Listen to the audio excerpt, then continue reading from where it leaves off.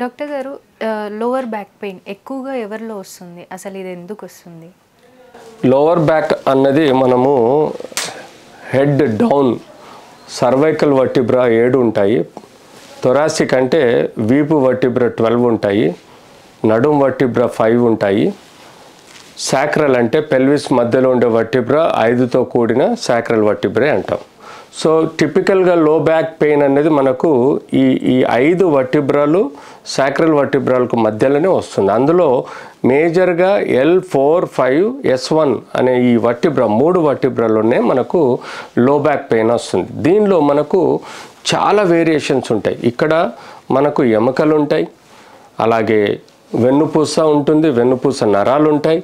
అంతేకాకుండా ఒక ఎముకకు ఇంకో ఎముకకు కలపడానికి ఫేసెడ్ జాయింట్స్ అని 2 జాయింట్స్ ఉంటాయి. అంతేకాకుండా ఈ జాయింట్కు లిగమెంట్స్ ఉంటాయి.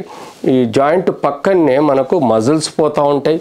అంతేకాకుండా రక్తనాళాలు పోతూ ఉంటాయి. అంతేకాకుండా మనకు ఈ యొక్క నరాల పెరిఫరల్ నర్వ్స్ బయటకు వస్తూ ఉంటాయి. సో అంతేకాకుండా మనకు ఈ వెన్నుపూసలో ఉండే చుట్టూ సెరిబ్రోస్పైనల్ ఫ్లూయిడ్ అని ఒక ఫ్లూయిడ్ మనకు మెదడు నుంచి కింది వరకు పారుతూ ఉంటుంది. అది దాన్ని ఒక ఛాంబర్లో ఈ నరం చుట్టూ పారుతూ ఉంటుంది. సో ఇన్ని వైటల్ పార్ట్స్ యొక్క స్ట్రక్చరే ఈ లో బ్యాక్ పెయిన్.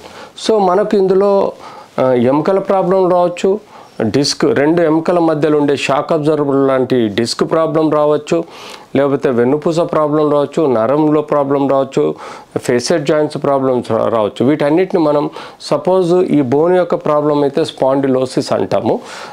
యూజువల్గా స్పాండిలోసిస్ అంటే బోన్ డీజనరేషన్, బోన్ అరగడం, బోన్ మెత్తబడడం, దీన్ని స్పాండిలోసిస్ అంటాము. అలాగే స్పాండిలైటిస్ అంటే ఈ 2 జాయింట్స్ మధ్యలో మనకు ఒకలాంటి ఫ్రిక్షన్, ఇన్ఫ్లమేషన్ రావటం వల్ల వచ్చే నొప్పిని మనం స్పాండిలైటిస్ అంటాం. Spondylosis, spondylitis and spondylolisthesis. Spondylolisthesis అంటే ఈ ఎముక ముందుకు రావడం, అంటే ఒక ఎముకకు ముందుకు ఇలా రావడం, దీన్ని మనం స్పాండిలిస్ అంటే దీన్ని సంథింగ్ లైక్ సబ్లక్జేషన్ కానీ డిస్లొకేషన్ అనుకున్నట్టుగా మనం ఈ పై ఎముక కింది ఎముక కన్నా పొజిషన్లో ఉండకుండా ముందుకు రావడం, దీన్ని స్పాండిలోలిస్థెసిస్ అంటాం. మేజర్గా మనం ఇవి చూస్తాం. దీనికి తోడు మనకు ఈ ఎముకలలో బోన్ ట్యూమర్స్ రావచ్చు, అంటే బోన్ గడ్డలు. అవి క్యాన్సర్ గడ్డలు కావచ్చు, లేకపోతే నాన్ క్యాన్సర్ గడ్డలు కూడా కావచ్చు. దానికి తోడు ఈ బోన్లో ఇన్ఫెక్షన్స్ రావచ్చు. బ్యాక్టీరియల్ ఇన్ఫెక్షన్ వలన మనకు కాక్స్ పైన్ అని అంటాం, అంటే ఒక బ్యాక్టీరియా ఇన్ఫెక్షన్ వలన కానీ మనకు ఒక సమస్య రావచ్చు. అంతేకాకుండా ఈ జాయింట్స్లలో మనకు ఆర్థరాలజియా ప్రాబ్లమ్స్, అంటే రుమటాయిడ్ ఆర్థరైటిస్ కానీ సొరియాటిక్ ఆర్థరైటిస్ కానీ రావచ్చు మనకు, లేదంటే నాన్ స్పెసిఫిక్ రుమటాయిడ్ ఆర్థరైటిస్ రావచ్చు, లేకపోతే నాన్ స్పెసిఫిక్ ఆర్థరైటిస్ రావచ్చు. అంతేకాకుండా ఈ జాయింట్స్లలో సపోజ్ ఏదైనా విటమిన్ డి కానీ ఆస్టోపోరోసిస్ ఉంటే కూడా మనకు ఆర్థరైటిస్ రావచ్చు. ఇలా మనము బోన్స్కి సంబంధించిన ఎన్నో సమస్యలు చూస్తూ ఉంటాం. మనం కామన్గా ఈ సొసైటీలో చూసేది ఏంటంటే ఈ బోన్లో ఉండే డిస్క్, బోన్కు మధ్యలో ఈ డిస్క్ అన్నది షాక్ అబ్జర్వర్ లాగా ఉంటుంది. మనము వెహికల్ యొక్క షాక్ అబ్జర్వర్ ఎట్లయితే ప్రొటెక్ట్ చేస్తుందో ఈ డిస్క్ కూడా మనం ఎగిరి దుంకినా ఎక్కడైనా మనకు ఏదైనా అన్టువర్డ్ ప్రాబ్లం వచ్చినా కూడా ఈ ఎముక రాసుకోకుండా ప్రొటెక్ట్ చేసే మనకు ఈ డిస్క్ని మనము డిస్క్ ప్రాబ్లం అంటాం. సపోజ్ ఫర్ ఎగ్జాంపుల్ ఈ డిస్క్ ఎప్పుడైనా పగిలిపోయింది అనుకోండి, ఈ డిస్క్ పగిలినప్పుడు మనకు యూజువల్గా ఈ డిస్క్ పగిలిపోయినప్పుడు మనకు యూజువల్గా ఈ వెనకాల ఉండే నరం ఉంది కదా, ఈ ఎల్లో కలర్ నర్వ్స్, ఈ డిస్క్ పగిలిపోతుంది. అంటే షాక్ అబ్జర్వర్ యొక్క ఆయిల్ సీల్ ఎలా అయితే బస్ట్ అవుతుందో అలాగే ఈ డిస్క్ యొక్క రింగ్ కూడా బస్ట్ అవుతుంది కొన్ని కారణాల వల్ల. సో ఆ డిస్క్ బస్ట్ అయినప్పుడు దానిలో నుంచి ద్రవము ఏదైతే జెల్ లాంటి టిష్యూ ఉంటుందో అది వెనకాల వచ్చి ఈ నరాన్ని నొక్కుతుంది. సో మనకు ఎలాగైతే current wire, meter, switch board, అలాగే ట్యూబ్ లైట్ ఎలాగైతే ఉంటుందో వైర్ కనెక్షన్స్, అలాగే మెదడు, వెన్నుపూస, దాని నుంచి మన బాడీలో నరాలను సప్లై ఉంటుంది. సో ఎప్పుడైతే ఈ మధ్య సపోజ్ స్విచ్ బోర్డ్ దగ్గర ఎక్కడైనా కట్ అయినా లేకపోయినా ఇక్కడ ఇది బస్ట్ అయిపోయి నరాన్ని నొక్కుకున్నా మనకు పవర్ సప్లై అనేది డిస్టర్బ్ అయిపోతుంది. సో అలాగే ఈ నరము మనకు బయటకు వచ్చే నరము లెఫ్ట్ రైట్ పూర్తి బాడీ సప్లై చేస్తూ ఉంటాయి. సో ఎప్పుడైతే ఈ నరం ఎఫెక్ట్ అవుతుందో తద్వారా మనకు షియాటికా పెయిన్ అనేది ఈ బ్యాక్ నొప్పి ఇలా పారుతూ వెనకాల నుంచి పోవడం, వెనకాల నుంచి నరం నొప్పి రావడం అనేది మనం టిపికల్గా కంప్లైంట్ వింటాం. అది లెఫ్ట్ కావచ్చు, రైట్ కావచ్చు, లేదంటే రెండు సైడ్లో ఉండొచ్చు, లేదంటే మధ్యలో బెండ్ అయినా, దగ్గినా, తుమ్మినా కూడా నొప్పి రావచ్చు. సో సెంట్రల్ కార్డ్ ప్రెషర్ అంటాం. అంటే డైరెక్ట్ వెన్నుపూసకు ప్రెషర్ రావడం, లేదంటే రూట్ ప్రెషర్ రావడాన్ని మనం క్లినికల్గా డయాగ్నోస్ చేసుకోవచ్చు. సో అలా మనం ఈ డిస్క్ అనేది చూడొచ్చు. సో అంతేకాకుండా వెన్నుపూసలో కూడా మనకు tumours, benign tumours, cancer tumours అంటే గడ్డలు రావచ్చు. అంతేకాకుండా ఇన్ఫెక్షన్స్ రావచ్చు అందులో. అలాగే నేను ఇందాక చెప్పినట్టు కీలవాతం రావచ్చు. బోన్లో విటమిన్ డి, కాల్షియం తక్కువ ఉండటం వలన అబోవ్ 45 ఏజ్ ఫిమేల్స్ ఎవరికైతే మీనోపాజ్ వస్తుందో, పీరియడ్ స్టాప్ అయితే వాళ్ళల్లో మనకు hormonal imbalance, vitamin D deficiency వలన బోన్స్ ఆస్టోపోరోసిస్ వ్యాధి వస్తుంది. అంటే ఆస్టోపోరోసిస్ అంటే బోన్స్లో ఉండే ఎలక్ట్రోలైట్స్ కానీ మినరల్స్ కానీ తక్కువ అవటం వలన బోన్ మెత్తబడ్డం, ఈవెన్ చిన్నగా చైర్లో నుంచి కింద పడ్డ ముసలావిడ కానీ, బెడ్ మీదకి కింద పడ్డ ముసలావిడకు కూడా ఈ బోన్స్ పగిలిపోతూ ఉంటాయి, బోన్ మెత్తబడుతూ ఉంటాయి, బోన్ ఇరిగిపోతూ ఉంటాయి. సో దాన్ని మనం ఆస్టోపోరోటిక్ ఫ్రాక్చర్స్ అని ఓల్డ్ ఏజ్లో అంటాం. సో ఇలా మనం ఎన్నో రకాల వ్యాధులు నడుము నొప్పికి కారణమవుతుంది. ఈవెన్ సమ్టైమ్స్ కొంతమంది ఆడవాళ్ళల్లో గర్భసంచిలో ఇన్ఫెక్షన్స్ ఉంటే కూడా అది రేడియేటింగ్ పెయిన్ నడుము నొప్పికి దారితీస్తుంది. అంతేకాకుండా కొంతమంది కిడ్నీలో రాళ్ళు ఉన్నప్పుడు కూడా నడుము నొప్పికి దారితీస్తుంది. ఇలా ఎన్నో కారణాలు ఉంటాయి. కాబట్టి బేసిక్గా ఎక్స్రే,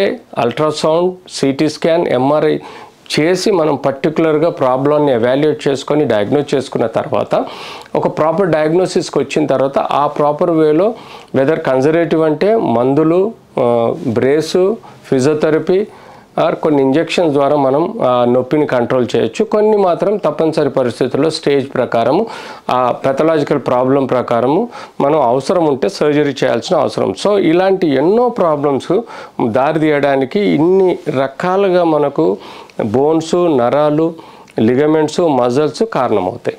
ఇది ఏజ్ వారికి ఎక్కువగా వస్తుంది? ఇది ఒక ఏజ్ అంటూ కాదండి. చిన్నపిల్లల నుంచి మొదలెడితే మనకు చనిపోయేంత వరకు ఏజ్లోనే రావచ్చు. కానీ ముఖ్యంగా 45 దాటిన వాళ్ళు, 35 నుంచి 45 దాటిన వాళ్ళల్లో ఎక్కువగా స్పాండిలైటిస్ ప్రాబ్లం వస్తుంది. 45, 50, 60 దాటిన వాళ్ళు స్పాండిలోసిస్ ప్రాబ్లం ఎక్కువగా వస్తుంది. డిస్క్ ప్రాబ్లమ్స్ యూజువల్గా ఇంజురీ అయిన వాళ్ళలో ఎక్కువగా వస్తాయి. అదర్వైజ్ డిస్క్ ప్రాబ్లమ్స్ యూజువల్గా 35, 40 తర్వాత కామన్గా చూస్తాము. పిల్లలలో ఇన్ఫెక్షన్స్ మనం కామన్గా చూస్తామండి. ట్యూబర్క్లోసిస్ ఇన్ఫెక్షన్ అని వస్తుంది. అంతేకాకుండా ట్రివియల్ ఇంజురీ వలన మనకు చిన్న చిన్న దెబ్బలు, లిగమెంట్స్ ఇంజురీ రావచ్చు. అంటే స్పాండిలైటిస్ లాంటిది కానీ ఇతర ప్రాబ్లమ్స్. యూజువల్గా పిల్లల్లో ఎక్కువగా మనం upper limbs, lower limbs complaint చేసినట్టు నడుము నొప్పి చెప్పరు. బట్ చెప్పే వాళ్ళల్లో ఇట్లాంటి కారణాల వలన ఈ పెయిన్స్ అంటూ వస్తుంటాయి. ఆఫ్టర్ 35-40 ఏజ్ తర్వాత చాలా మంది వాకింగ్కి వెళ్తూ ఉంటారు కొంచెం బాగా. అదేమన్నా లోవర్ బ్యాక్ పెయిన్కి? Absolutely. Unless until back pain వచ్చేంత వరకు ఎవరైనా కానీ ఏ ఏజ్ వరకైనా కానీ ఏ ఎక్సర్సైజ్ అయినా చేయొచ్చు. అది వాకింగ్ అనుకోండి, జిమ్ అనుకోండి, ఏదైనా. ఒక్కసారి స్పెసిఫిక్గా వాళ్ళకి పెయిన్ మొదలైతే ఆ పెయిన్ని మనం డయాగ్నోస్ చేసుకోవాలి. దానికి కొన్ని ఎక్సర్సైజెస్ అవాయిడ్ చేయాలి, కొన్ని ఎక్సర్సైజెస్ చేయొచ్చు. ఫర్ ఎగ్జాంపుల్ మనం యూజువల్గా నడుము లోపులో స్పాండిలోసిస్ ప్రాబ్లం వచ్చింది. స్పాండిలోసిస్ ప్రాబ్లం చెప్తే సపోజ్ వాళ్ళకు నడక వలన కానీ మోకాలు నొప్పులతో పాటు నడుము నొప్పి వచ్చింది అనుకోండి, వాళ్ళని మనం ఎరోబిక్ ఎక్సర్సైజెస్ ఇంట్లో చేసుకోమని చెప్తాం.